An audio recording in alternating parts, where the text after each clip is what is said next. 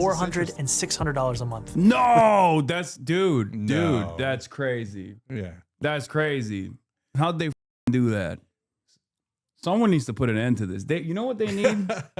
They need good, wholesome, free market enterprise. Capitalism, not corporatism, but capitalism. That's what they need.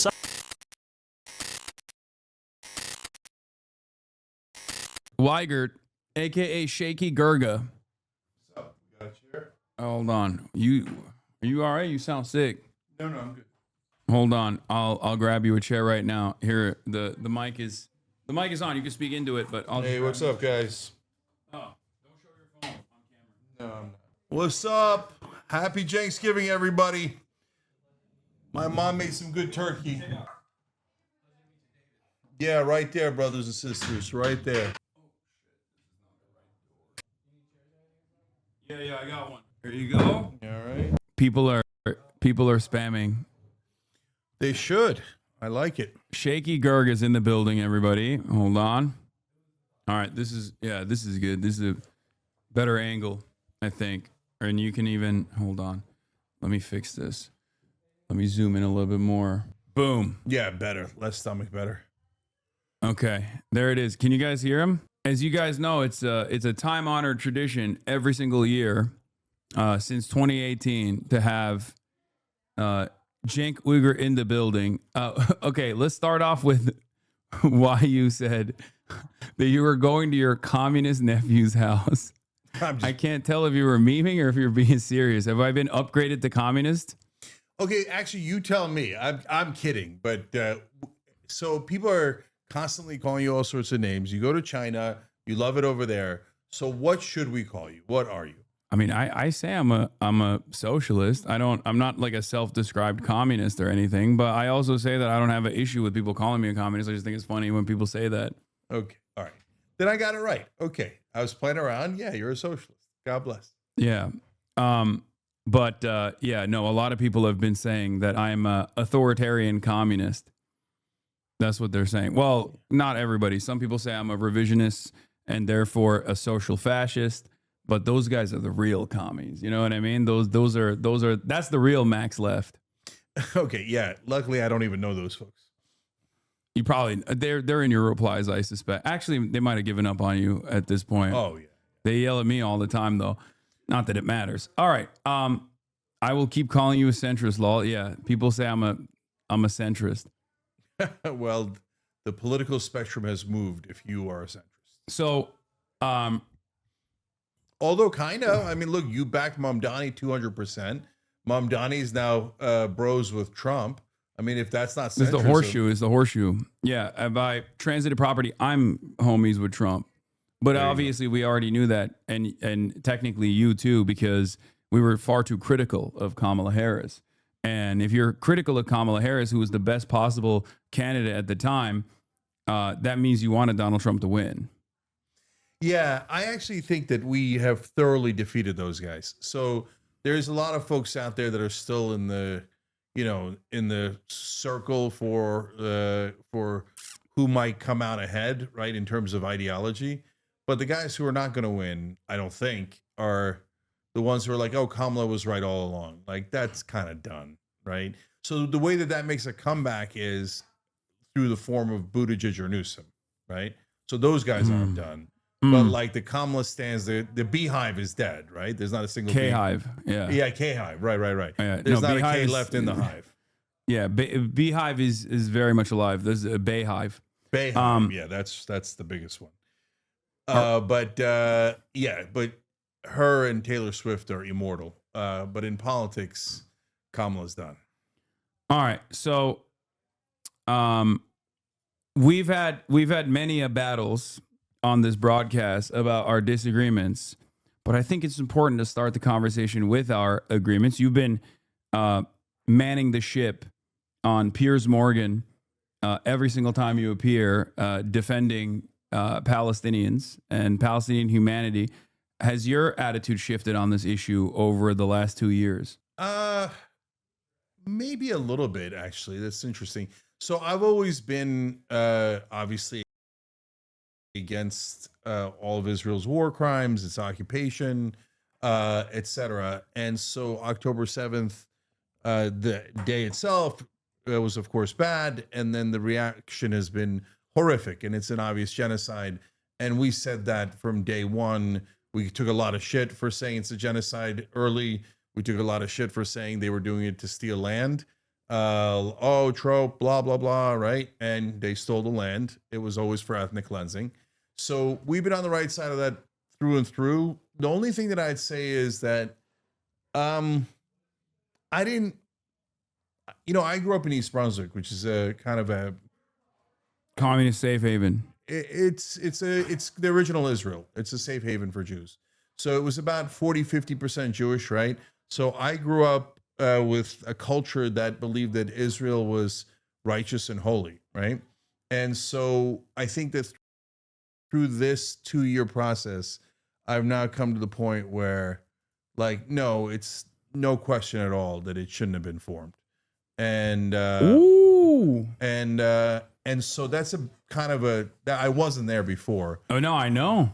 Yeah, and of course it's a huge injustice, and I've always known it was a huge injustice. In fact, this is the one thing I used to catch shit for, because I was against the occupation back in high school, and then we went to Model Congress, and I was the only one who got a bill passed, and it was to defund Israel.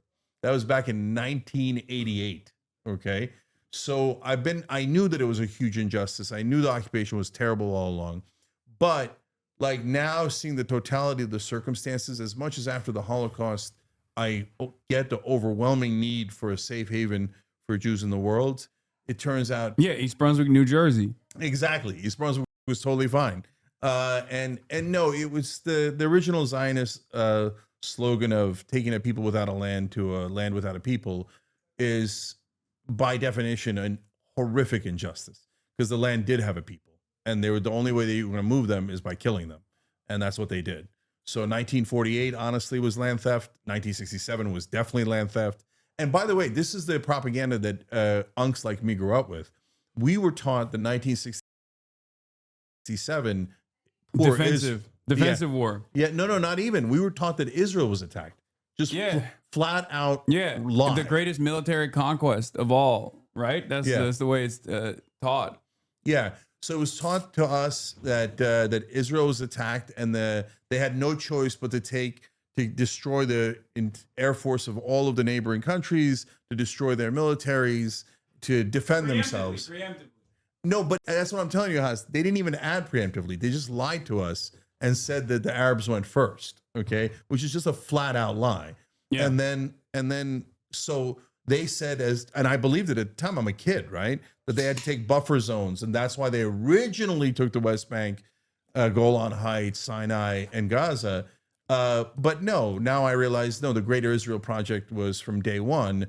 They attacked last time in 1967 to take more land and do more ethnic cleansing, and that's what they did. I think given the state of affairs in 2025, especially after 2 years of Israel's genocide, and also the endless amount of arrogance of Zionists on television and their demands for censorship, this conversation that's taking place is probably taking place in many American tables, regardless of the political ideology at play.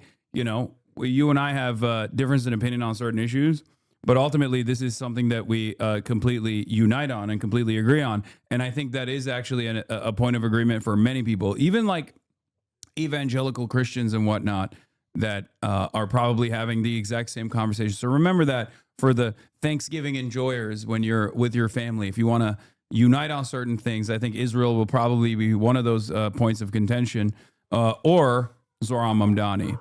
So, what do you think about Zoran Mamdani? Yeah, just real quick before we go on to Zoran.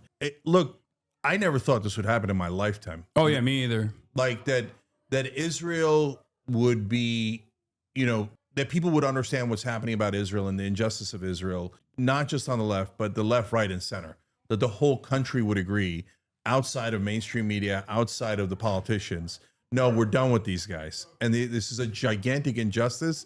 And most importantly, we all now agree we've all been lied to by legacy media, right? Corporate media is poison. It's the biggest toxic influence in America. Now the right, the left, the center, everyone agrees corporate media. They've been lying to us from day one.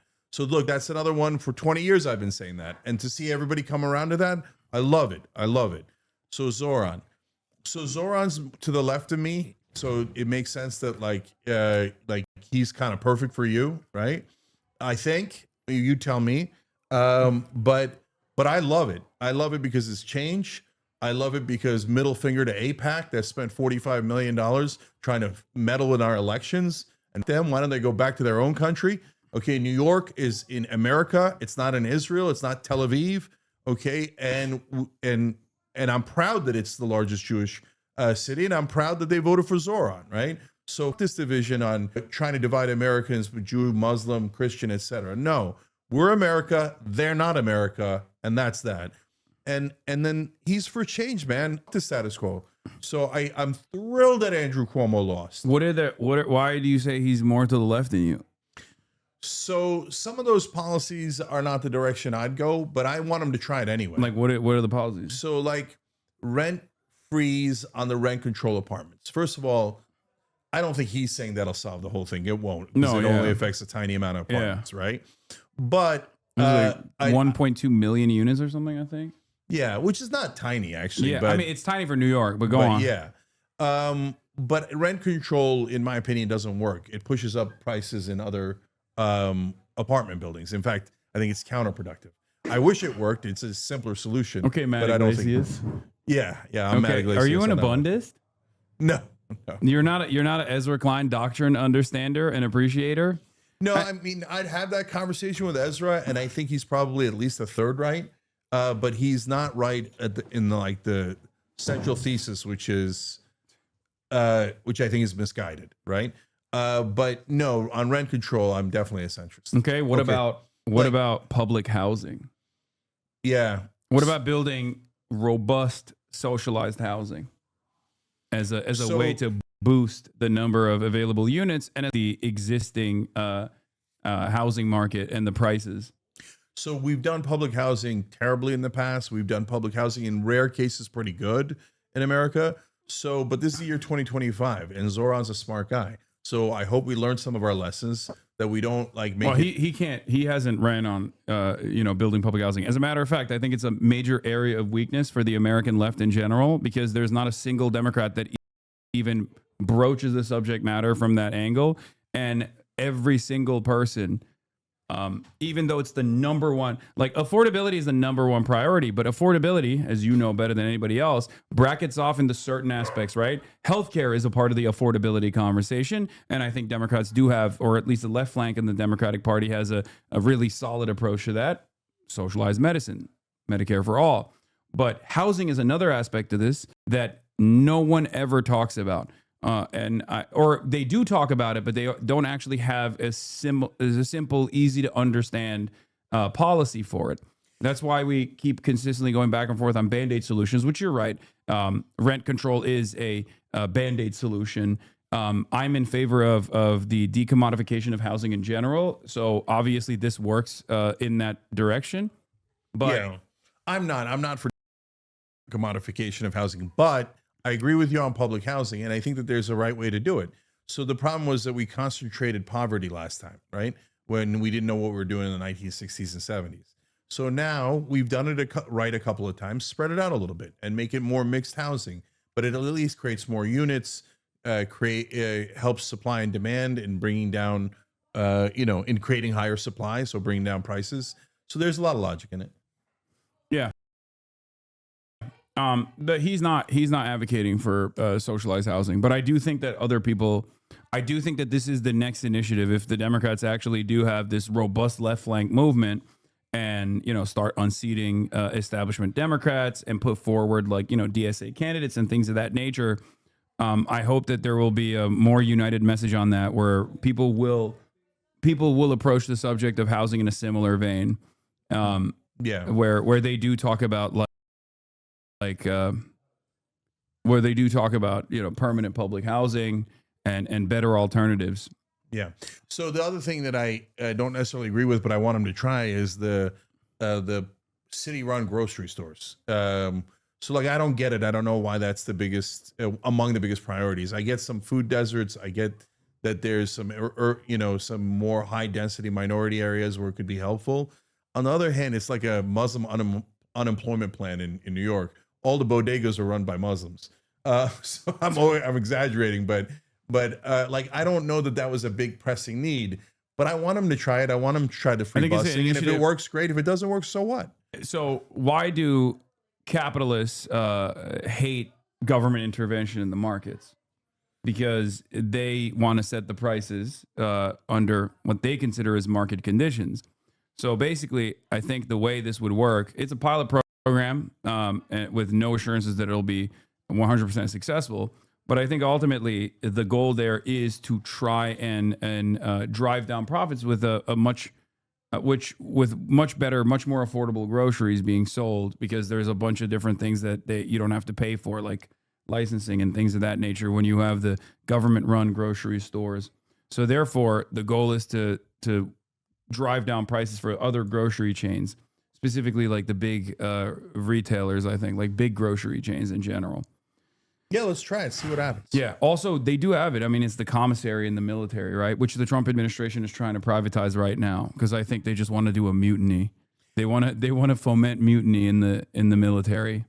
So look, if you're on the right and you're like, oh, you just want to just try it, like, yeah, because that's how we learn, right? But that's how so many people voted for Donald Trump. Oh, I just want to try it out again because we got to shake up the system. Yeah, and the states are supposed to be, laboratories where we experiment. And by the way, some of the rights say, can you name it? Some guy on Fox was like, can you name any time that they made something public and it worked better? Like a bank in North Dakota. They created a state bank. It worked great. Municipal utilities. Yeah. Literally almost every single time the municipality has taken over utilities, it has been so successful that Google worked extra hard to make it illegal in other places. Like, they do not want internet service providers or water or electricity or sewage systems to be controlled by the municipality. But yes, fire department is another great example of this as well. And that goes to the last point, which is we don't know what should be public and private perfectly until we try a couple of different systems. Wow. Like, theoretically, you know it a little bit better. If you study other countries, you'll have better examples, etc. But like the fire department used to be private, and that turned into a disaster because if you're... I got an idea of what should be public and what should be private. Yeah. You know, I think most of it should be publicly owned. Yeah, and I think most of it should be privately owned. That's crazy. But that's okay. Well, you're living in it. It isn't. So, okay, now I'm making an argument that I'm a better capitalist than anyone on the right wing. Okay, let's hear it. Because the capitalism is all about free markets and competition. The problem is that right now, what the Uniparty is in favor of, what almost all the Republican politicians are in favor of, and what a lot of the right wing got tricked for a long time into being in favor of is corporatism, right? So this is unregulated capitalism, which then leads to corporate rule. Corporations capture the government. It's the natural inclination of every company to become a monopoly, and that's right. And I'm actually agreeing with you. So what happens is if you don't regulate capitalism, it inevitably becomes corporatism. And corporatism is the exact opposite of capitalism. It tries to destroy free markets, destroy competition, and become a monopoly, right? And it does it mainly through government capture. So Adam Smith was right. You have to guard against monopolies.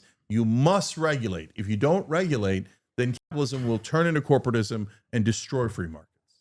So that's why that position is more ideologically correct. But you're not in favor of that for healthcare. No, because capitalism means by definition a mixed economy, right? There is no non-mixed economies. The military's public, police are public, fire is public. And so when you go down the list, healthcare is perfect for public. Healthcare insurance is perfect for public rather than private. Why? Number one, like fires, viruses spread. So whether your neighbor is healthy or not is relevant to you. Number two, it's a combined pool, makes it a lot less, more efficient. And then most importantly, if you put a profit motive on denying healthcare, which is your costs, they will deny healthcare to their maximum ability to maximize profit. Mm-hmm. So then you've literally built an industry that is better served by killing more people, right? So, and that's why over 70,000 Americans die every year because they don't have health insurance. That's among the reasons why. And way more die because their insurance didn't cover the thing that they had because we privatized it. It's actually mental to privatize health insurance.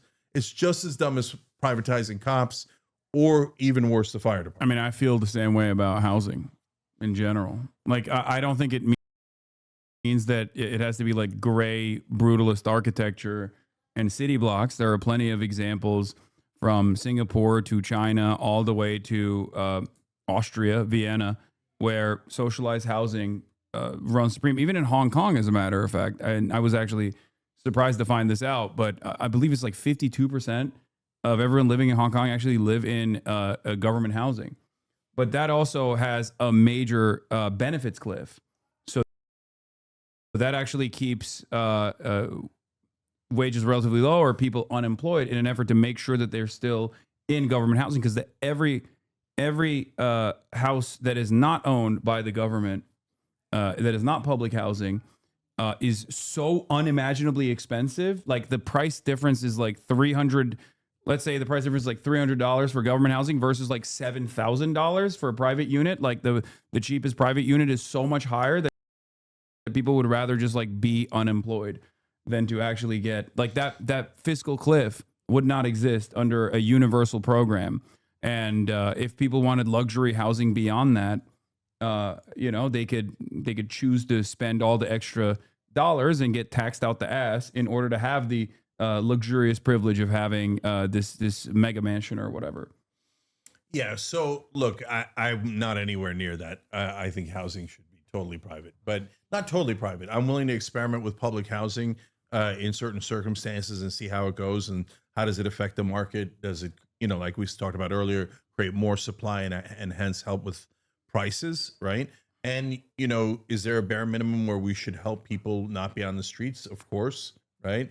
So then, in the lower levels, you're having a conversation is what degree is it public? Because if they're I think we all agree if they're homeless and they want shelter, we should give them shelter, right? So that's in a sense public housing, like the lowest level. But it's not permanent, right? So it's not permanent. But I'm just saying that at the lower levels, by definition, you have to have some sort of public housing. Yeah, you're saying like you have to have some sort of permanent public housing for people who just like literally have no other option. I think that's a possibility. Yeah, right? okay. And so, but the minute you get into the middle class and beyond, you got to have a normal market, I think. Why? Why do you think so? Like, what do you think are the downsides of public housing? Anytime that we like I do believe in the markets. So if you're going to have public sneakers or burgers or jeans or even houses or cars. Okay. There's a difference. Okay. One is clothing versus the other is shelter, though. Right. Like that's why I say like, yeah, you can have a private market or a free enterprise for small businesses, for, or even for certain goods that people are offering. And but when it comes down to the things that are necessary for survival, I'm a believer that the profit incentive creates a negative experience for people that simply need to get this thing to survive. And I think it would make the public overall much more productive. And the same goes for education. Same goes for housing, and the same goes for like basic necessities such as food. Even though there can obviously still be a private market on top of that. So, but it seems like you're saying all for like the bare necessities, which then makes more sense.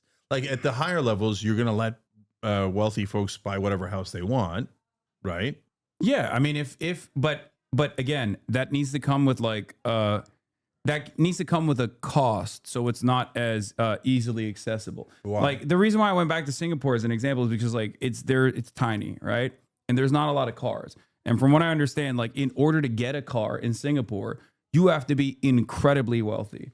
And the reason and the government has already made it so easy to use public transit or to use bicycles and numerous different methods of transportation that are not only cost effective, but also much more viable for climate change, right? Avoiding ecological disaster. the way that it should work, I think, is that if you want to get a car, you have to get like penalized for it, basically, in that structure. And the same goes for wanting luxury housing. Like, I see housing as a necessity, and homes are for living in it rather than a speculative asset in the way that it works in the United States of America. And we've sold to the Americans that this concept is good and it actually invokes freedom, just as we have done with our car-reliant infrastructure. Oh, you have your own car, you have so much freedom. You don't have to sit with the rest of the public in a fucking subway or whatever. But that creates unimaginable traffic density. It's worse for the climate overall, and it even has economic issues associated with it. And the same goes for housing too. Yeah. So look, I'm not an expert on housing or car regulations or anything, but my general sense of it is no. First of all, there's nothing wrong with this agreement, but I don't agree. So when you talk in bare necessities, make sure people don't die in the streets. I totally agree. Right. I think that everyone agrees. I think that even the right wing agrees to that. I hope. I don't think they do, but yeah. Well, I mean, I think that if you said to them shelter for homeless people, they would generally say yes, partly to get them off the streets, but partly because, they think they should have shelter. Right. Oh, yeah. So, congestion pricing in New York City is like a move in the right direction of this sort as well. Like making it more costly to be able to drive a vehicle actually increases the use for public transit, because then people are like, all right, well, I'd rather utilize public transit then. I'm mixed on social engineering. So I don't want to penalize people for getting houses. I don't see the point of it. And I think that the wealth creation we did with for the middle class in America with houses was amazing. It was one of the best things we've ever done in American history. In fact, what I would part of my but that was social engineering. Well, first of all, you could say any city planning is social engineering. Yeah. A bridge is everything social engineering, right? It goes back to the same concept. Yes, all matter of governance is technically authoritarian.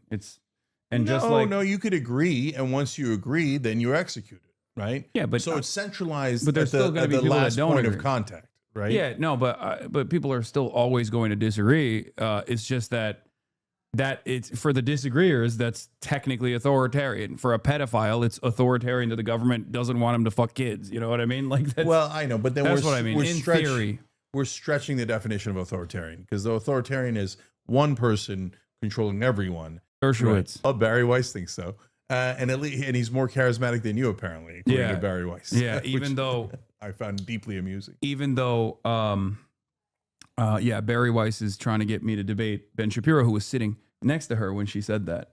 Mm-hmm. So that was doubly funny for me. I was like, damn, you guys have been trying to set up a debate between me and Ben Shapiro. Why are you saying I need to be deplatformed? Yeah, and apparently you're not inside the 40-yard lines. Yeah. Anyways, so look, guys, you do government planning to set up a city for sure, no question.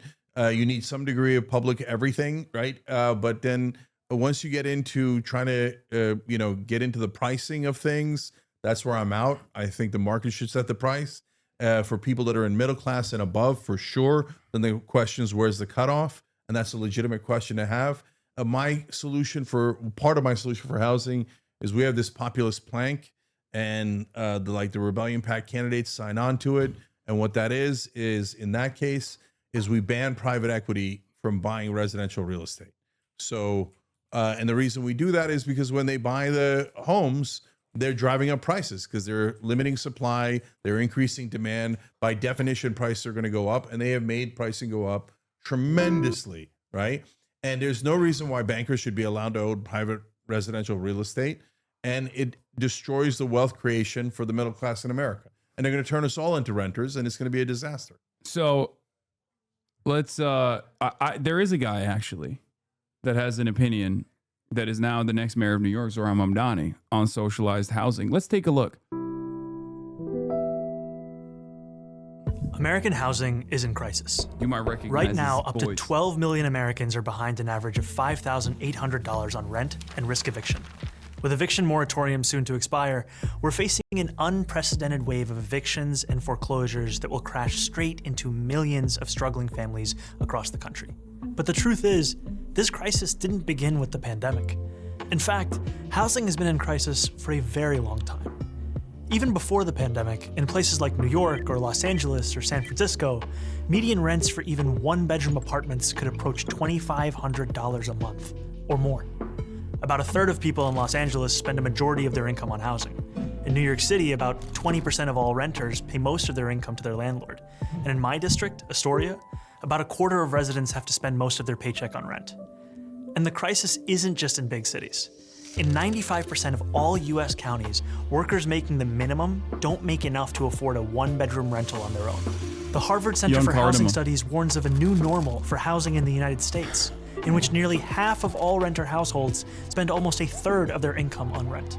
That's why even before the fallout from the coronavirus started to hit, more than 500,000 Americans nationwide were already homeless, millions more on the brink of losing their housing, and countless families struggling every month to make ends meet. At the root of all of this suffering is the fact that in this country, housing is treated as a commodity, not a right.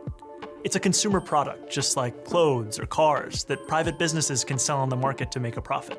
And if someone isn't able to pay, either because their landlord raised their rent or because they can't work for one reason or another, they're not able to stay in their homes. If they're lucky, they can live with friends or family, or maybe in transitional housing for a bit. But for a lot of people, they have nowhere else to go, and they end up sleeping on the streets. In December 2019, the number of people sleeping in homeless shelters in New York reached 19,000 people, an all-time high. The number of homeless people, that means like couch surfers, people living in their cars, and people living in like tents and whatnot, I believe is over 660,000 in the United States of America. 100,000 New York City students are homeless. That's more than 10% of the entire student population. Why do so many people end up homeless? It's not because there aren't enough homes to go around. There are plenty of empty homes. No, it's because housing people is not the primary goal of developers or landlords. Their goal, simply put, is to make a profit. And it's much more profitable to build luxury apartments for the rich than decent homes for the poor. This gives us a big shortage of homes for ordinary working people. For every 100 households that are extremely low income, there are only 36 affordable and available homes. As a result, we have plenty of housing for the rich, but poor and working class people don't have nearly enough on the market. So we have people scrounging to make ends meet or sleeping on the streets right below luxury condos and uninhabited apartments. This is a terrible way to organize a housing market. It might be profitable for landlords and developers, but it's not efficient or beneficial for the rest. The argument is the same. If there's inelastic demand for healthcare, which there is, right? What is inelastic demand? If you don't, for those of you who don't know, inelastic demand is if a good or a service is impossible to avoid, you need it for survival. As in, if you're diabetic, you need insulin. So no matter what the supplier, if the supplier restricts the number of insulin shots that are readily available, and the price will automatically go up because it's an absolute necessity. If you don't pay for insulin, you're going to die. I say the same argument goes for housing. Housing is an inelastic demand good, because if you don't have housing, you die. Yeah. Again, at the lower levels. Once you get into middle class, this has not been that persuasive to me. Well, hold on. There's more to the video. Okay. There's 5 more minutes. Let's take a look. This guy seems like real charismatic. Got a real bright future ahead of him. I don't know. Hopefully he runs for something. I think he was an assemblyman here. I don't know. If maybe he'll run for a couple of years ago that this guy that made this video was going to become mayor of New York, I wouldn't have believed it in a million years. Yeah. Well, it's good. It's good that you're recognizing that. Let's take a look. Let's continue going with housing this. Doesn't have to be seen as a market at all. In other countries, housing is considered a fundamental right, like education or healthcare. That means the government goes to significant lengths to guarantee everyone has a home, and the market plays a much smaller role in the construction and distribution of housing. So let's hop across the pond and about 100 years back in time to take a look at just one example of how an alternative housing model got started in beautiful red Vienna. At the end of the First World War, the Austro-Hungarian Empire collapsed, leaving behind a number of successor states, including modern-day Austria, home to the former imperial capital of Vienna, the 5th largest city in the world. Despite being the seat of an empire, the chaos of the war and decades of neglect had left the working class of Vienna in desperate circumstances. Inflation was rampant, jobs were scarce, social services were non-existent, and hundreds of thousands of people were crammed into decaying tenements where overcrowding, disease, and violence were rampant. So it's no surprise that in 1919, at the first elections ever held in Austria where all adult citizens could vote, the Social Democratic Party swept into power at the municipal level on the promise of dramatic social and economic reform. And they delivered. The new government of Vienna implemented a huge range of services, including public health care and public child care. They built high-quality hospitals, schools, and recreational facilities. But their crowning achievement was an ambitious program of social housing, what Americans call public housing, that began in 1923 and saw 60,000 new apartments constructed in the first year of its existence, built by the government and financed by taxes on the How'd they do that without the profit incentive? It's just so strange. I don't understand this. But these weren't the kinds of apartments you might picture when you think of public housing in the United States. Drab high-rises plagued by chronic neglect and underinvestment. Residents had wide open spaces and plenty of natural light. They had shared laundries, state-of-the-art kitchens, food co-ops, bathhouses, pharmacies, lecture halls, schools, and swimming pools. These apartments... Why are they not factoring in the moral harm of offering people housing at a cost affordable level and how that actually makes them lazier? It's a moral hazard. No, I'm not worried about that. But brother, do we have enough money for everyone to have a house like this for 350 million people? You know we don't. We absolutely do. We absolutely do. Federal jobs guarantee, a national initiative to build housing, localize it if you want. We absolutely do. 1,000,000%. So you're going to do the free housing. You're going to do, okay. It doesn't have to be. This is not free. Insurance. No, this isn't free. So the government builds it. So we all pay for it. We're all paying for it. We all have enough money. Well, if we already all have enough money to afford houses like this, why don't we just buy houses like this? Wait, what do you mean? Like what is the government? The government has our money, right? In taxes. Collectively, we have to have enough money to build houses like this. If I was shown a plan where they said, oh, you can get all American people gorgeous houses like this with pools and gorgeous yards, etc., right? How'd they do it? Because they had enough money. For whatever reason, they had enough money at that time to be able to do it. I feel like they may have had more of an initiative to actually utilize the taxable revenue in an appropriate direction, because they seemingly had more interest in solving this issue rather than subsidizing corporations and the super wealthy, or even on the housing front, offering more and more tax breaks and continuing the current private ownership structure that we have in this country. But I want people to be clear about what I'm saying. Remember, I hate the current system. The current system isn't anywhere near ideal. It's corporate rule. Our government is completely bought by the donor class.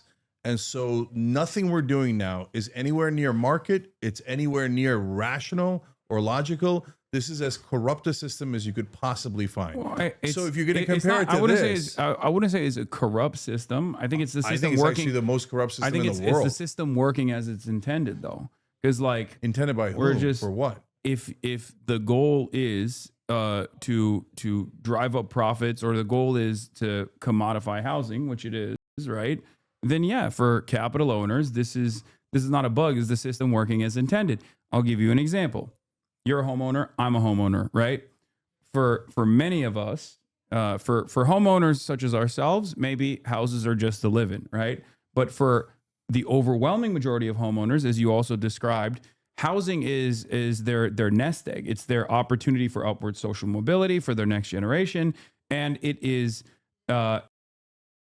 an asset that you can leverage against, right? To take out a mortgage, or at least that's what people used to do before the whole interest rates went up, right? So it's a retirement plan. It's an asset. So ultimately, for even with our much lower home ownership rate in this country, still a decent chunk of Americans, around 50% of Americans, still look at this asset that they own as their entire net worth, as their entire existence, basically, as their retirement fund. And that's the reason why, if those prices were to deflate for 50% of the country, who are wealthier on average, if not some of the wealthiest in this country, this would be devastating. And that's part of the reason why we never deflate the price of housing in this country, because why would we even want to do that? So look, we're having an enormously theoretical conversation that isn't anywhere near I'm showing reality today. No. But what we're showing you is existent in practice, right? Because Vienna is still implementing social housing initiatives to this day. And not only that, but there are numerous other examples where the government actually does control housing. And the government controls housing in America too. We just do it through property tax rather than just like having direct ownership over land leases like they do in Singapore, for example, or like they do in China, for example. And then on top of that, they control flows of capital in China. But Haas, do you see what I'm saying by how theoretical it is? Because first, we got to get money out of politics so we can get our government back. Like that's step one, and we're not anywhere near step one. Once we get past I don't disagree with you on that. I do think that that's something that needs to happen. But if we're talking about a world in which, because like you're not moving the needle in a more realistic direction, neither am I in that situation, because like we both agree on that issue, and that's a major hurdle. And we're not talking about that major hurdle right now. We're talking about a world in which, like, if you had the opportunity to make this grand design, which direction would you try to move towards? And this is what I'm saying. So I'll tell you this, if we got to this magical, beautiful place, which by the way, I think we can get to, although it's super, super hard, where we get money out of politics, we did a constitutional amendment, we freed the country, right? Then what I would love is for Rhode Island to try more public housing, for Nebraska to try more private housing, and for everyone to try all sorts of different things. I think they're trying private housing in Nebraska. Yeah, right. They're not.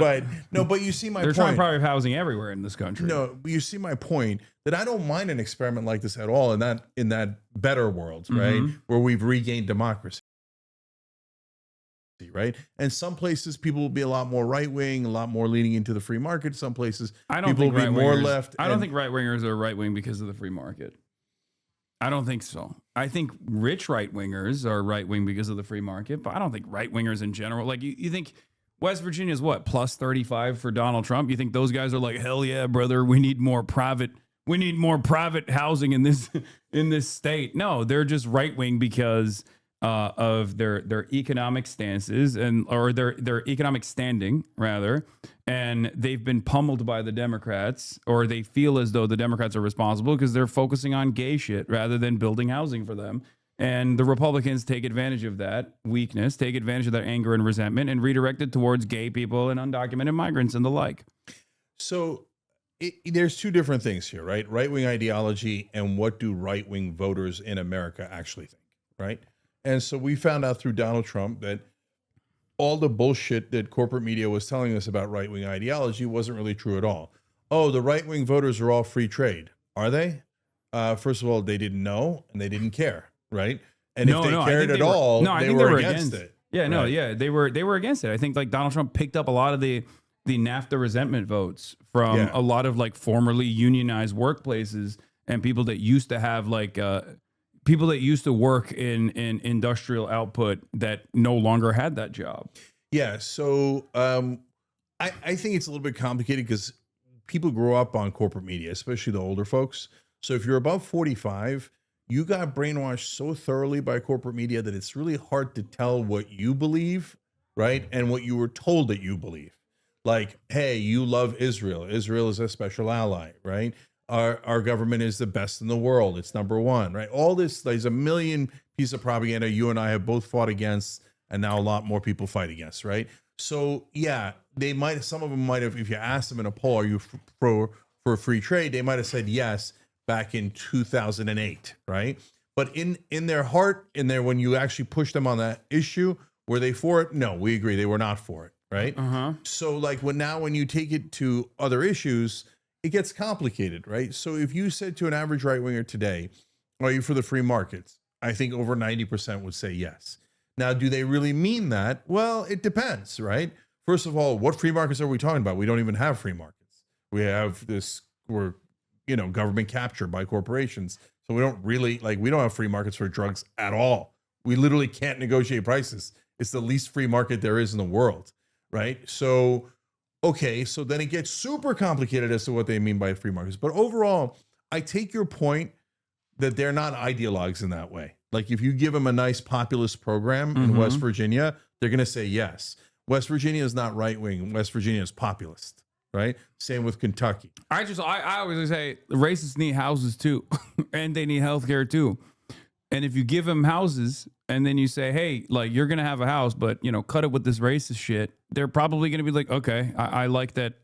I would rather have a house than be racist. There will be some. Well, look, there will be some who will say, no, I actually do want to keep being racist. But ultimately, it's class first politics for that reason. But let's finish this video because he's gonna drive home this point were real designed quick. to be both beautiful And to then you look can at argue against the and beautiful next mayor of New York. to live in, I'm happy. fostering a sense of shared community among the people who lived there. And the best part was that because the city didn't have to worry about making a profit, just about paying off their maintenance costs, these homes were both much nicer and much cheaper than what workers had previously known. In 1926, the average rent in Viennese social housing was about Karl just Marx. 4% of a monthly wage. Yeah. The first 15 years after Austrian independence saw its capital transform from a symbol of urban blight into a beacon of socialist governance. It became known as Red Vienna, after the official color of the socialists who had pioneered these changes. And even though Red Vienna fell in 1934 when the country was seized by fascists, who did what they could to roll back social housing, that commitment to good, cheap housing remained after the Second World War. Today, an astonishing 62% of all city residents live in social housing. What? With the average monthly rent falling How'd they do that? That's crazy. somewhere between It is, it's $400 and $600 a month. No, that's dude, No. that's crazy. Yeah. That's crazy. How'd they fucking do that? Someone needs to put an end to this. You know what they need? They need good, wholesome, free market enterprise. Capitalism, not corporatism, but capitalism. That's what they fucking need. Subsidies for lower income Get them tenants. out of there. That is a fraction of what people in America pay. Unlike in the United States, where public housing is treated as a worst-case way to house the very poor, Vienna's social housing residents are extremely diverse. Everyone except the top fifth of the population is eligible to live in social housing. This means there's broad appeal across many segments of society, which creates the foundation for its political popularity. That is how the majority of people in Vienna enjoy something that's considered almost utopian here in New York. Affordable housing that isn't just cheap, but desirable. Housing that isn't just four walls and a roof, but a real home, with a sense of stability, safety, and community built in. Now, of course, this is only one example of an alternative framework for housing, and Vienna has not fully removed housing from the domain of the market. Residents still pay part of their earnings in rent to cover operational costs, and a sizable chunk of the population lives in private housing. But it's an actually existing alternative that shows us what a step toward a better world could look like.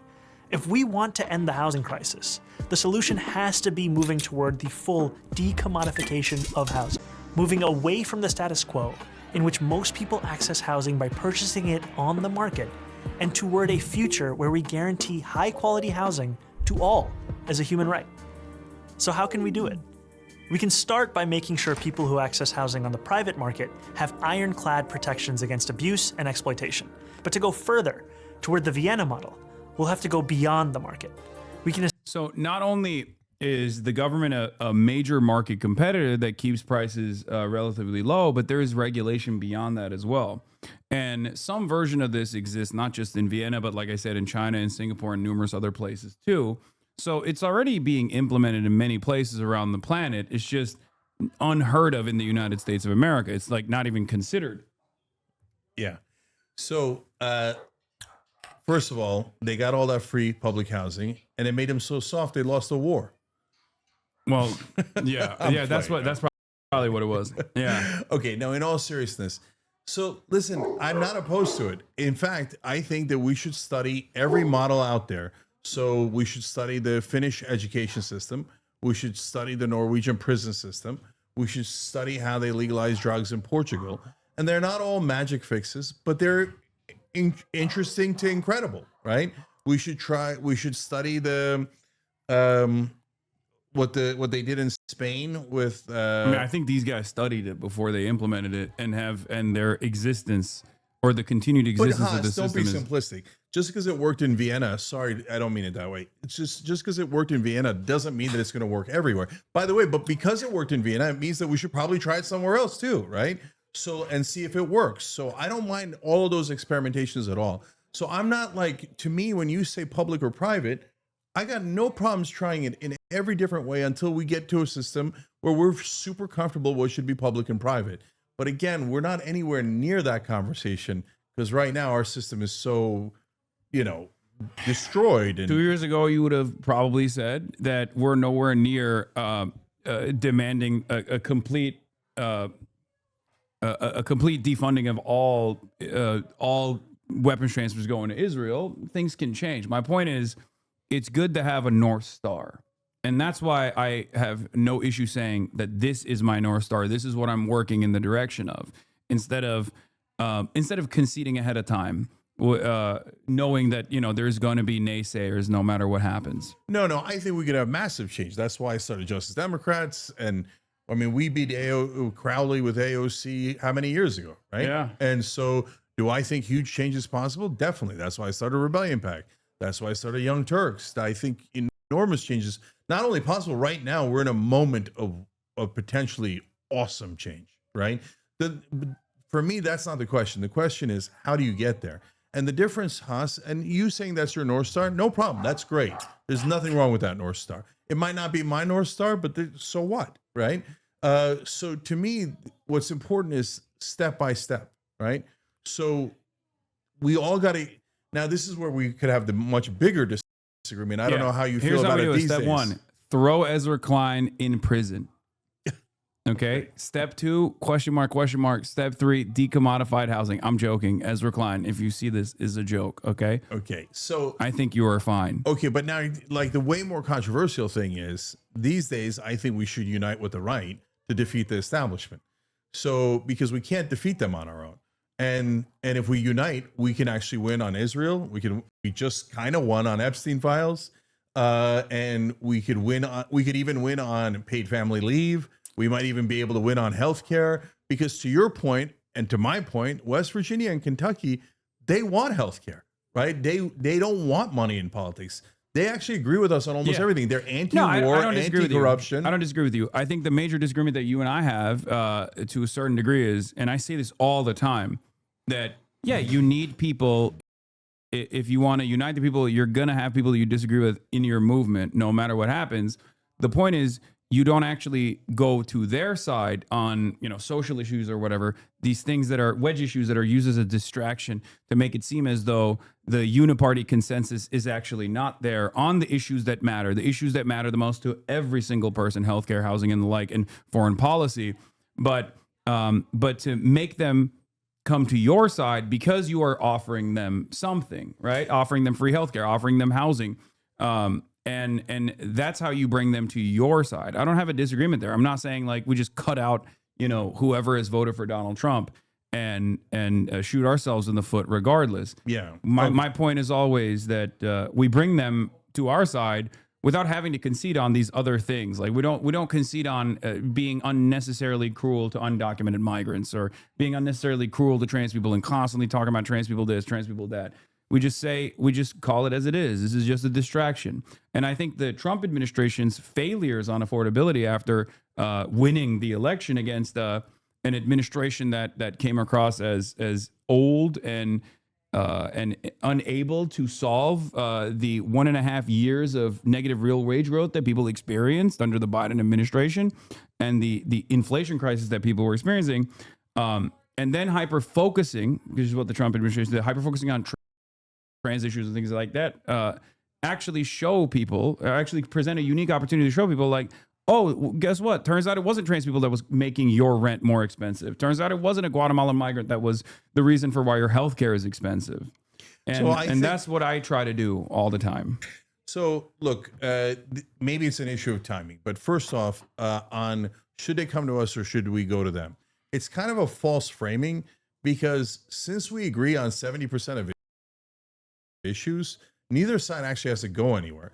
But if you're talking about traditional left-wing policies, that's literally what I've been doing the last 2 years. I've been saying yes to the right wing who are coming to our traditional policies, right? So you're anti-war, that's traditionally left-wing, right? You're anti-corruption, that's traditionally left-wing. You're for paid family leave because you want more babies and you want, et cetera, right? We want to treat American moms better. Great, that's traditionally left-wing.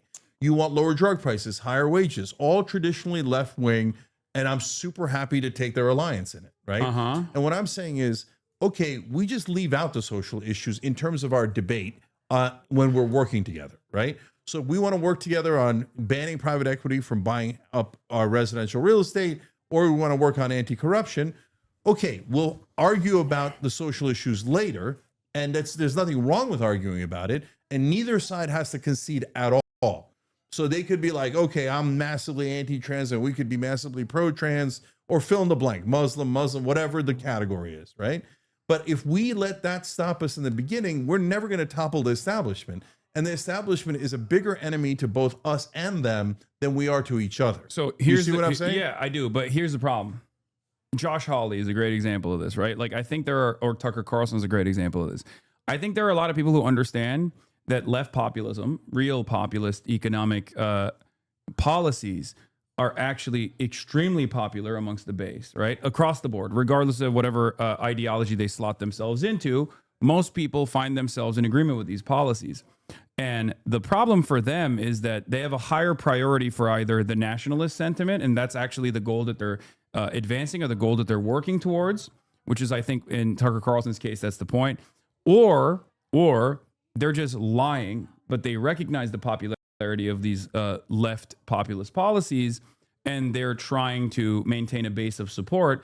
But when push comes to shove, just like with Josh Hawley, they will still be servants of capital. And that's the issue that I have with a lot of the right. And I think that's the issue that a lot of people have with the self-described right-wingers. Maybe not the right-wing voters in general, because those people can be convinced and moved. But most people in positions of power within the right-wing machine are either lying about being in favor of populism, or they care infinitely more about like implementing some kind of insane nationalistic policies. All right, so let's take 5 different Republicans or right-wingers and give, and I think that'll help clarify the conversation. First of all, I agree with you, and that's the main point I make, is to make a differentiation between the leaders and the voters, okay? So attack the leaders, politicians, media, no problem, right? That's the game we're in. Don't attack the voters. They actually agree with us on 70% of stuff. Take yes for an answer. Okay. So now when you get to the 5 guys, so we all agree on a bunch of them. Democrat, uniparty, corporate Republican, but really what's the difference? So like we hate them. The right-wing base hates them. So we're past that. And that used to be our number 1 impediment. Then you get to Steve Bannon. Steve Bannon pretends to be the biggest populist on the right wing, like the godfather of populism in a lot of ways on the right wing. But I'm worried that he's utterly full of shit, right? So here he is behind the scenes working with Epstein, doing a fake wall, constantly scheming for power and more power. But like, wait a minute, I thought you were against the elites. And at every turn, it seems like behind the scenes, you're actually helping the elites, and you're using populism as a way to get popular to do your actual agenda. So I'm super worried about Steve Bannon, right? Now you move to Josh Hawley. Josh Hawley's got his foot in in Mitch McConnell's camp, and he's got his foot in populism. He did actually stop taking corporate PAC money, so he's not 100% full of shit like the other guys, like Ted Cruz, etc., right? So he's only 50% full of shit now. So that's an improvement, but at the end of the day, he's too attached to the old system. So he's going to side with the McConnells of the world, is my guess. So not that useful, right? So now we're left with 2 guys that are left, Tucker Carlson, and I'm going to say the word or the name, Nick Fuentes. Okay. Yeah, no, it's I have stopped censoring that Nick Fuentes mentioned since he's getting fucking profiled by the New York Times, you know? Yeah. So Tucker Carlson, I think, has a shot at actually meaning it.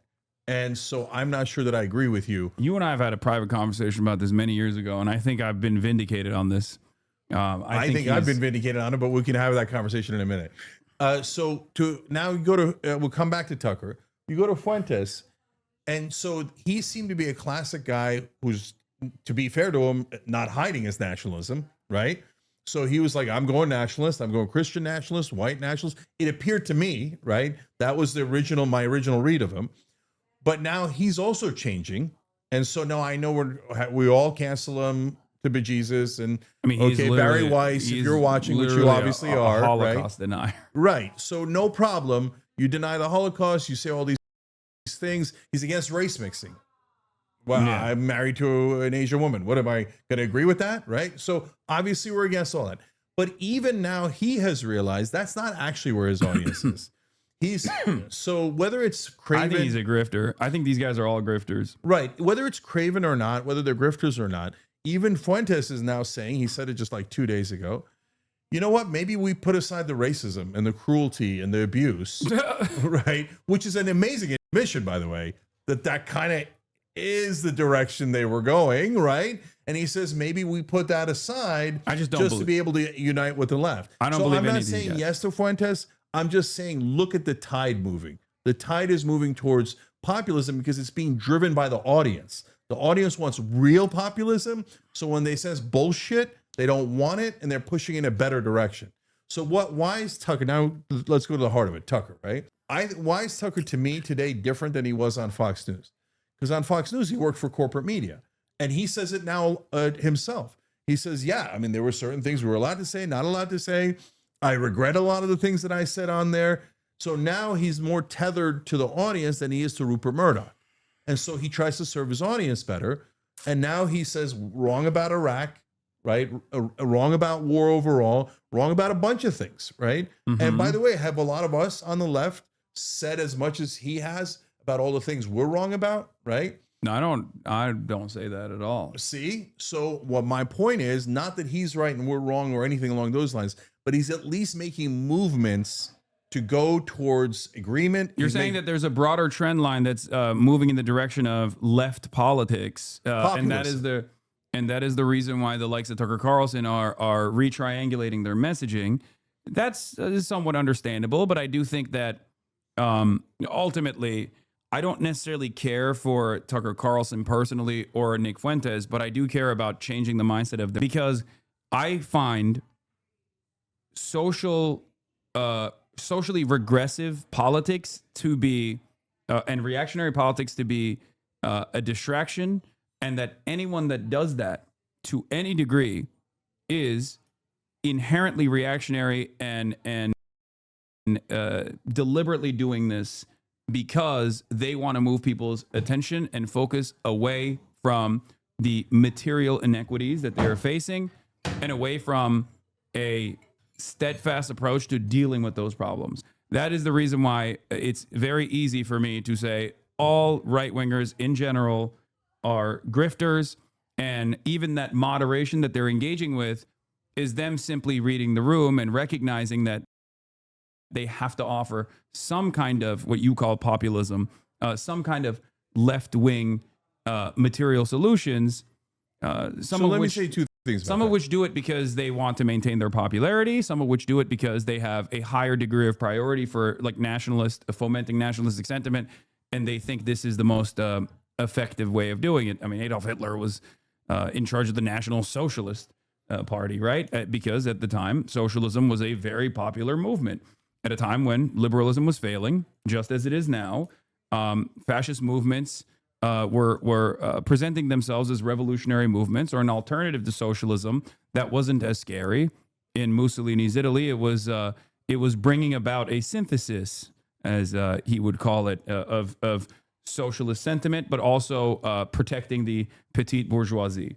Okay, so look, me, you, and maybe whoever it is that we want to assign as the avatar for nationalism.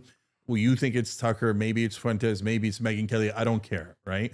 My point is, we might all have different agendas for what happens once we get out of the woods, right? Once we break out of the prison, to use a couple of different analogies.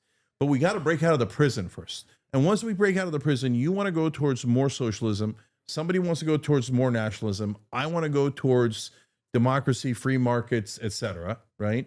So, okay, but first we got to break out of the prison. So if you say to me, hey, let's say take Tucker, he has a hidden agenda and it's nationalism. And he's not even hidden. Yeah. Okay, whatever. And he'll say to you, and you don't, to be fair to you, you don't hide that your North Star is more socialism, right? Yeah, because there's a difference between those two concepts. Yeah, I get it. One is good. The other is an incredibly deadly, self-defeating, suicidal ideology. Yeah, I don't love socialism. And again, it depends on what we mean. If we mean Northern Europe, then I kind of do love socialism.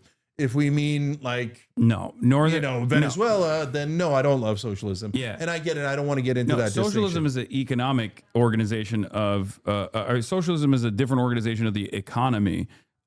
Venezuela and Norway actually have not even comparable degrees of socialization or nationalization. Norway actually has a higher degree of nationalization. Its entire extraction industry is nationalized, as opposed to Venezuela that has a lower degree of socialization. Yeah, like naturalizing your oil reserves, by the way, is a super interesting idea. So that's what I'm saying. But that's like the difference there is, of course, the way that the capitalist hegemonic superpowers have treated these countries. Norway is very close in proximity, or was very close in proximity to the USSR. So the threat of a good example from the USSR was what allowed a lot of these Western European countries to continue a degree of socialization, because they were conceding. Just like you're saying, Tucker Carlson is conceding to us on a lot of these issues. The fear that if they don't concede at all, then they are going to become communist. Then the European countries are going to snap into revolutionary communist movements. So I got you. But what I'm saying, Haas, is so socialism, we can have a great, wonderful debate about how mixed our economy should be. And whereas nationalism goes towards authoritarianism, and I'm never going to agree to authoritarianism. So I get it. I get that they're not the same. And I get that even though I might not agree with either, I'd rather lean to one side than the other for sure, because I don't want anything to do with authoritarianism. What do you mean by that? Authoritarianism, like socialism leading to authoritarianism. No, nationalism. Or nationalism leading to authoritarianism. Yeah, nationalism almost always leads to authoritarianism. Well, it's because you have to eradicate, like, nationalism or fascism has a in-group, out-group dynamic.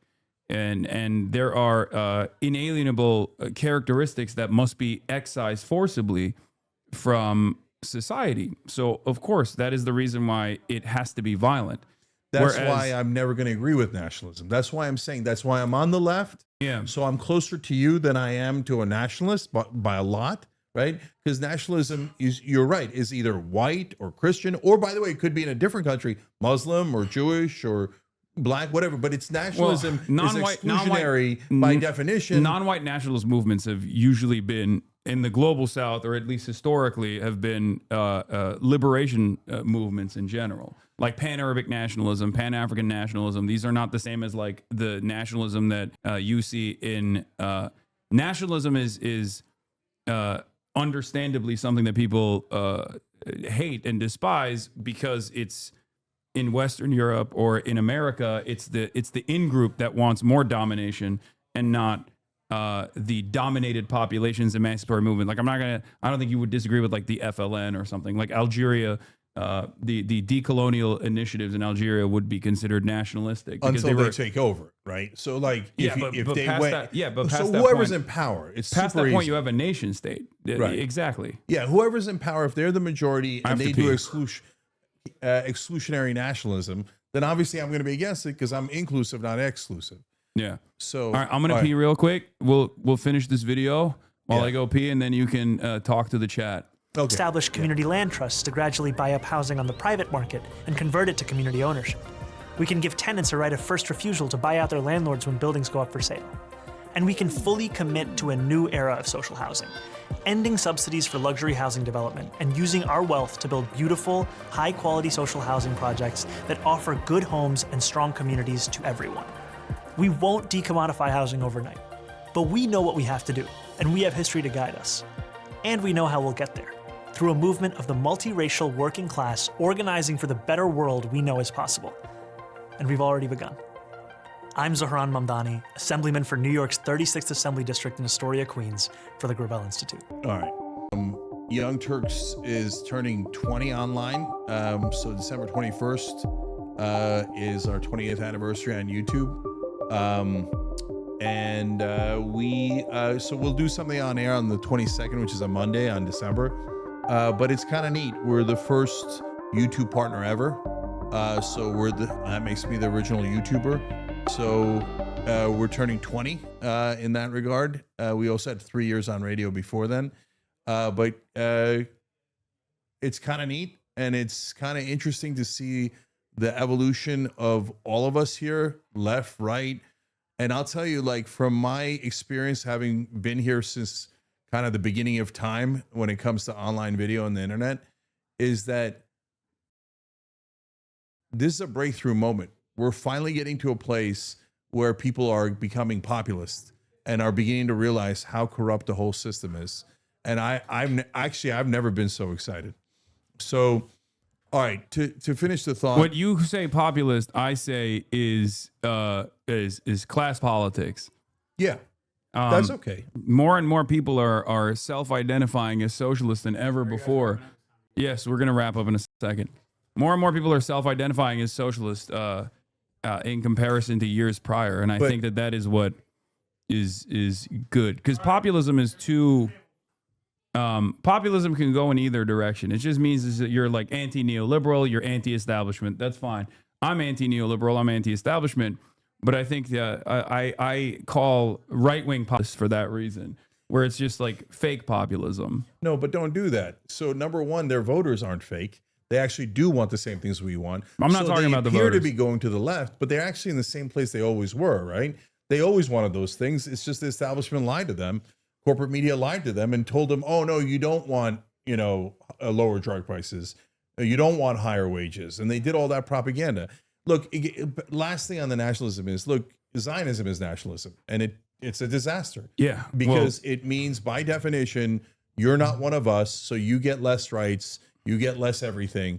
And so I'm not going to be in favor of that. But Zionism is not an emancipatory movement. That's why it's not emancipatory nationalism. Not that the distinction is important for history, but we're not even talking about that right now anyway. Yeah, so, but my point, guys, to everyone, including you, Haas, and Tucker, and everybody is, let's get to our disagreements after we win.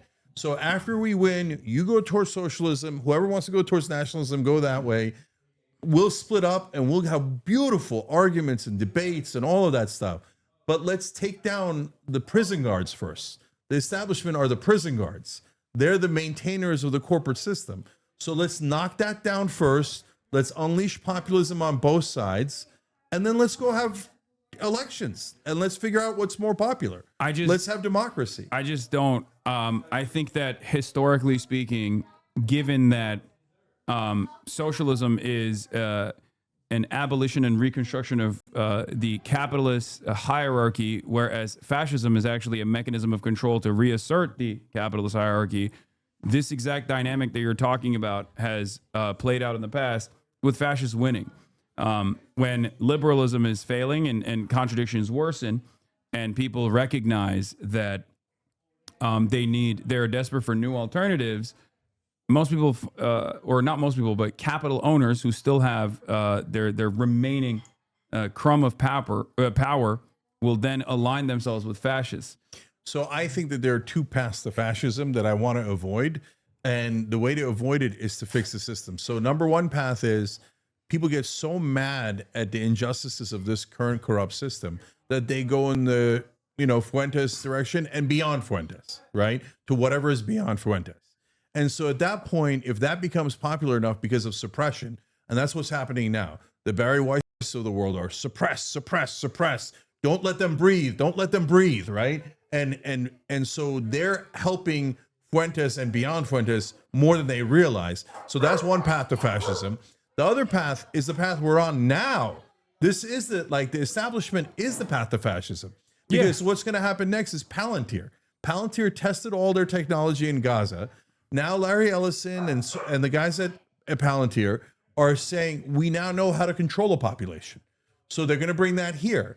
If populists on the right or left don't win, or some sort of combination don't win in 2028, then the Ellisons and the Peter Thiels and those guys, the Palantirs, are going to turn this current establishment into a fascist establishment. I think you see what I'm saying? I think, well, one, I do see what you're saying. I think that we're already there in many ways. I think that the new iteration, like the Republicans have already become a post-liberal party, and Donald Trump is doing that right now with the type of populism that you're talking about, with the sloppyism, if you will, where liberalism has been an abject failure, and that's the reason why one of the two major parties is basically evolving beyond, and the other one is always in a consistent conciliatory or conceding tone towards the other party that is restructuring itself as a fascist one.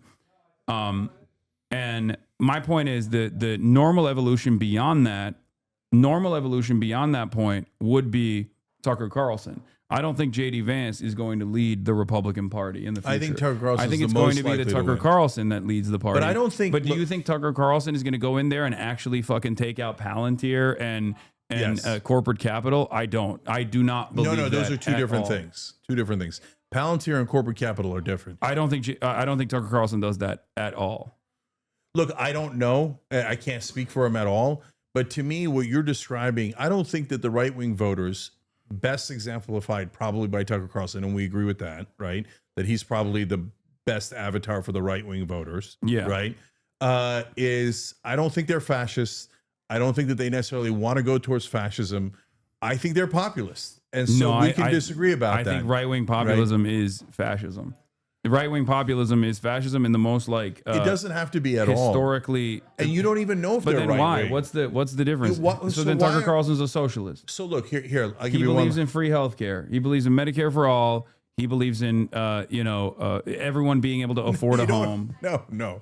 You don't. Your two options aren't fascist and socialist. Those are not your only options. Okay, what's the option for So- Tucker? What does he want? So, for example, Marjorie Taylor Greene. So she gets untethered from corporate PACs, right? So all of a sudden, Epstein, Israel. But then our audience asked her, this is real, asked her to support Ro Khanna's bill on lower drug prices. And all of a sudden, she supports the bill on lower drug prices. Okay. So, and then what does she do? She's like, wait, the healthcare premium shouldn't double, right? So she's now was headed in that direction ideologically. And now she's is headed retired. in that direction. No, I got you. But so that's not a person that was secretly fascist. That was not secretly heading in a fascist direction. The more she opened her eyes to populism, the more she realized we agreed, right? So instead of saying, no, I think you're a secret fascist and I'm going to hate you, well, my point is, wait, maybe we should open our eyes together and go, oh, we have a common enemy. The common enemy is the establishment. Let's go get those sons of bitches. I think the common and then enemy we'll have is- a democracy, and then we'll see. Well, do people want to go right or left? And they don't have to go all the way to socialist, and they don't have to go all the way to fascist. They could find a nice place somewhere on the spectrum that is right for America. Yeah, I guess I don't have the same level of confidence that you do in any politician, really, because it's not like I have this degree of confidence in even Democrats, really. But I certainly do not have that for like the healthy skepticism and scrutiny that I have for Democrats is even twofold, if not tenfold, for Republicans who have spent their entire political careers harming the working poor. So let me ask you the last question. So I want someone on the populist left to win, Ro Khanna, Jon Stewart, someone along those lines, right? Mm-hmm. I don't want Tucker and Marjorie Taylor Greene to win. They're on the right. So we don't agree on a whole bunch of stuff. And some of the stuff that's really important. Like right? Marjorie Taylor Greene is like, oh, why are we funding Ukraine or Israel? We should be bombing Mexico instead. I think that's fucking ridiculous. So we can get into all that. But my And that's question not to you, like a minor disagreement is what I'm saying. I think No, that's I an got you. insane thing to say. okay, but if you had to pick between Tucker and Marco Rubio, right? Marco Rubio being more classic establishment uniparty. I'm not voting for either. Like No, there's I'm putting a gun to your head and you're president, Rubio or Tucker. pull the trigger. I'm dead anyway. All right. Both will if given the opportunity, both will end me, because this is no different than like, well, gun to your head, establishment Democrat versus establishment Republican. They are both in the margins. The difference between Tucker Carlson and Marco Rubio on some issues might actually favor Tucker Carlson. Let's say he is genuine when he says, every American should own a house. What's going on? Maybe he is real about that and he wants to solve the housing crisis. Sure, that's good. But he might be more reactionary than Marco Rubio, at least in the way that he's talked about things when he saw his legacy Americans and that we have 65 million immigrants that need to be deported, which happens to be the number of Mexicans and Latino people in this country, right? The Hispanic population in this country. So maybe he might be even more reactionary than Marco Rubio in terms of an initiative that designs concentration camps. So the the surreal scenario that you're presenting is technically no different than the harm reduction voting narratives that the Democrats that push for as well. Then what's the answer, brother? The answer is you continue organizing, you continue building external pressure mechanisms, whether it be the union. But that's what's happening right now. Yeah, exactly. And it's pressuring and you Tucker to go towards us. And you continue. Okay, good. Then we keep fighting, and then we keep pushing Tucker further and further until he's running around saying he's a fucking socialist. He still would be a nationalist socialist, but I think no. The problem, super last thing. The problem is you're worried they're going to turn into fascists and you start concentration I think that camps. they Hold are on. already. They're worried that you're communist and you're going to start concentration camps. Whereas I'm saying, guys, who would I put in the concentration camps if I were to make them? as a Okay, I don't communist? want any piece of that. So okay, I'm just saying. Okay, so my point is, If it's blocking your guys. If the option is imprisoning every brown person in the country versus imprisoning financial criminals, right? I think that the overwhelming majority of Americans would go, no, yeah, put the bosses in jail, as opposed to, if that's the gun to your head equation. I think but one in your hypothetical, one is literally criminals. Of course, you put them in jail. Like what the white collar criminals are still criminals. That's the reason right, but why. that's not a concentration camp. That's just enforcing the law. I mean, yeah. So look, because you're both so worried about communism and fascism, it's preventing you from working together to topple your actual immediate present threat, which is the establishment, which is going to wind up in fascism anyway. Mike, let's topple them first, get rid of the most immediate fascist threat, and team up with populism. So if you put a gun to my head, and I'm not saying I'm going to vote for Tucker, period. No, I'm going to vote for someone on the left, a left-wing populist. But gun to my head, Tucker or Rubio or Ted Cruz, that's not close. I'll take my chances with Tucker over Rubio and Cruz, which is certain oppression and disgusting and also nationalist and the worst of the abuses and corporatists and just every terrible thing that you could imagine. I don't want the status quo. I mean, I think voting for Tucker over Marco Rubio, who would inevitably yield Tucker as the final evolution of fascism, is basically jumping on the fascist line and no, cutting. You're making you're going enormous. I think Tucker Carlson is more of I think Tucker Carlson is more of a principled fascist than even Marco Rubio is. Marco Rubio is an establishment Republican that is responsible for unimaginable amounts of violence all around the world. Who wants to start the war in Venezuela? Rubio does, not Tucker. I agree. Who's more Tucker pro-war? Tucker Carlson, No question. Tucker Carlson, outside of the confines of establishment media, now says he doesn't want a war with Venezuela. I agree with you. Except when he had a crumb of power, when he was within the confines of mainstream media, Tucker Carlson was still very much in favor of all the wars. What makes you think that when he has a crumb of power, he's not going to snap back into being a wonderful servant of the same capital-owning masters, the military-industrial complex that is demanding war with Venezuela, or Exxon and Chevron and numerous other industries of extraction that want to take as much of the Venezuelan oil as possible without any sort of government intervention. So he would do the same exact thing and be also worse when it comes to even, and this is not even an argument for Marco Rubio. Fuck them both. Like I said, kill me instead. But they're both the same side of the evil fascist coin. One is just more ideologically grounded in fascism, I think, and that is Tucker Carlson. No, the most irrational phrase we have in the English language is, I'd rather have the devil I know than the devil I don't know. No, that makes no sense. The devil I know is a devil. I know Rubio and Cruz and all those guys are certain death for democracy, certain death for the idea of America. And we have to get off that road as soon as possible. So, and you are making a whole heap of assumptions about Tucker and MTG.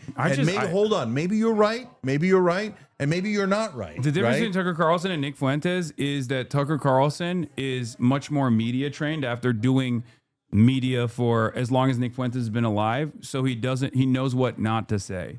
That's it. That's the big difference. All right, that's your assumption. But for me, I have to partner with populists on the right. Okay. Otherwise, we will never, ever, ever defeat the establishment, and we'll both be defeated by them, and they'll laugh their ass off at us, right? So what form does that partnership take? I don't know. Again, I don't necessarily care about Tucker in general, but I do care about his audience, and I think that he is leading them. I guess in some ways, he's leading them in an anti-Israel slant, which is good. Yes, very much so. And whenever he leans into left populist sentiment, that's a good thing that his audience is like, oh, I actually do agree with that. That is good. However, I think he's doing that to win favor with people like yourself and many others who are in the margins who go, why am I not hearing this from any liberal in mainstream media? Why am I only hearing this from Tucker Carlson? I kind of like him. But I think his ultimate ambition is not that dissimilar from whatever the fuck Marco Rubio would do or whatever the fuck Donald Trump is doing currently. Can I get agreement that even if it's a ruse, if he helps stop the genocide, that is a massive good thing and would never be done by the Rubios and the Cruzes of the world? So, like, can we take that win? Yeah, isolated by itself. But I don't think he would do that. Is my point. But he's he's trying to end the genocide now. I know, but I think if he was in a position of power and not like because when he was. But let's work. But forget the hypothetical, Haas. But when he was, I'm not even talking about the different hypothetical issues. When he was at Fox News, he was pro all of America's wars. That's when he had a closeness to real power, and he was again a servant of capital, but more directly. And in that moment, that was what Tucker Carlson was doing. There is no indication that if he actually came to real political power, that he would do anything different than still serve the interests of capital as he has his entire career. If somebody like Tucker doesn't win on the right, and someone like Ro Khanna, Jon Stewart, Nina Turner doesn't win on the left, then we're in a world of trouble. And there's no that path is super dark. I think so in general, to me, I'd rather take populists on both sides and see which. I mean, the perfect dream is populists on both sides. Okay, but Donald Trump, go to an election and see if the country wants to go populist left or right. You are relitigating. But Trump is an obvious fake populist. Okay, but that's like, my that's point. The most but obvious he thing didn't run in the as an world. obvious fake populist. He ran as a real populist. I got you. And that's but my Trump point. didn't do anything that. So, like, for example, right now Tucker says end the genocide. End the funding of Israel. Mm-hmm. Trump never did anything real like that. Except Tucker is saying that because he is no longer in the same rooms as he once used to be. Good, wonderful. He's not in those rooms I know, anymore. but if he were to actually secure power, I don't think he actually had a genuine change of heart. I don't believe that at all. But it doesn't even